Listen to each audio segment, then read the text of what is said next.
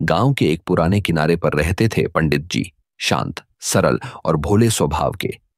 उनका जीवन पूरी तरह दान दक्षिणा पर टिका था। लेकिन उनकी पत्नी पंडिताइन हर दिन ताना देती, क्या हमेशा भगवान भरोसे जीना है? कुछ कमाकर भी दिखाओ। पंडित जी चुपचाप सुनते रहते।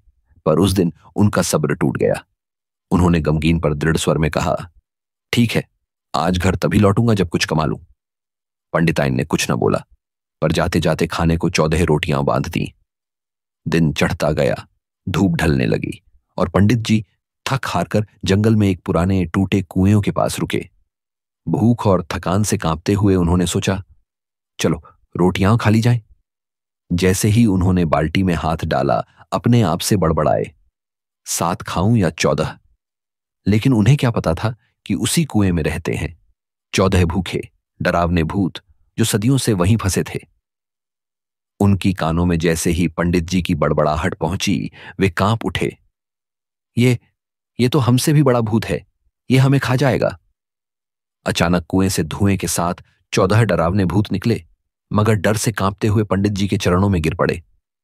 आंखों में आंसू लिए बोले, महाराज, हमें मत खाइए, हम आपको कुछ अनमोल देते हैं।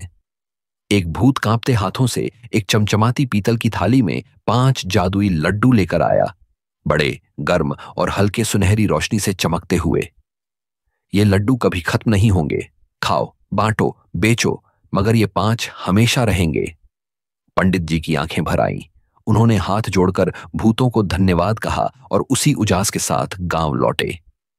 पंडिताइन ने पहले ताना मारा, क्या मिला जंगल से? मगर जब पंडित जी ने लड्डू दिखाए और एक खाकर दोबारा प्रकट होता देखा, उनकी आंखें भी खुली की खुली रह गईं। जल्द ही गांव में जादुई लड्डू की धूम मच गई।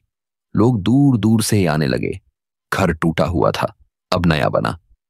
कपड़े पुराने थे, अब रेशमी हो गए। मगर सबसे बड़ी बात, पंडिताइन की तानों की जगह अब प्यार, मुस्कान और मिठास ने ले ली थी। और इस तरह एक भूखा सफर, डरावना सामना और एक चमत्कारी भेंट बदल गई एक साधारण जोड़ी की पूरी जिंदगी।